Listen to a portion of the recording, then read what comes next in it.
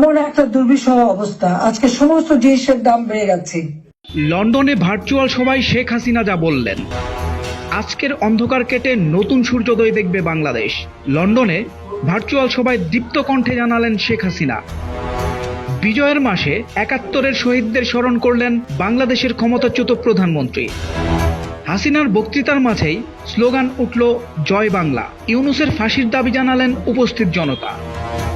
রবিবার লন্ডনের মিলনার রোডের এক প্রেক্ষাগৃহে বিশেষ সমাবেশের আয়োজন করেছিল আওয়ামী লীগ। সেখানেই প্রধান বক্তা ছিলেন দলীয় সভানেত্রী শেখ হাসিনা। ভার্চুয়াল বক্তৃতায় হাসিনা বলেন, বাংলাদেশকে গরিব থেকে উন্নয়নশীল দেশ করে তুলেছিল আওয়ামী লীগ। আমার অপরাধ, আমি সাধারণ মানুষের উন্নতির জন্য কাজ করেছি। একদিন গণহত্যার মাস্টারমাইন্ড ফেসিবাদী ইউনূসের বিচার হবেই। এই অন্ধকার কেটে যাবে, নতুন সূর্য উদিত হবে বাংলাদেশে। হাসিনা বলেন, জঙ্গি, দুষ্কৃতী, অপরাধীদের জেলমুক্ত করে এই সরকার বুঝিয়ে দিচ্ছে যে তারাও আসলে অপরাধী। অন্যদিকে ৩০,০০০ মিথ্যা মামলা করা হয়েছে আওয়ামী লীগের নেতাকর্মীদের বিরুদ্ধে।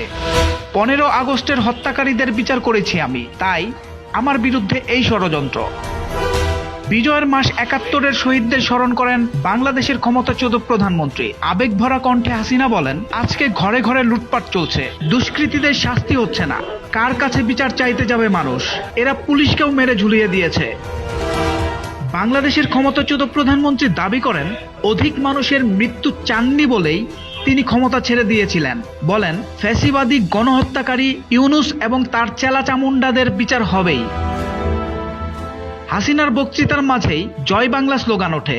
উপস্থিত আওয়ামী লীগের সমর্থকরা আওয়াজ তোলেন, ইউনূসের ফাঁসি চাই। স্লোগান দেন, শেখ হাসিনা সরকার বারবার দরকার। পরপর আমেরিকা এবং লন্ডনে সভা করে হাসিনা বুঝিয়ে দিলেন, সমর্থন হারাননি তিনি।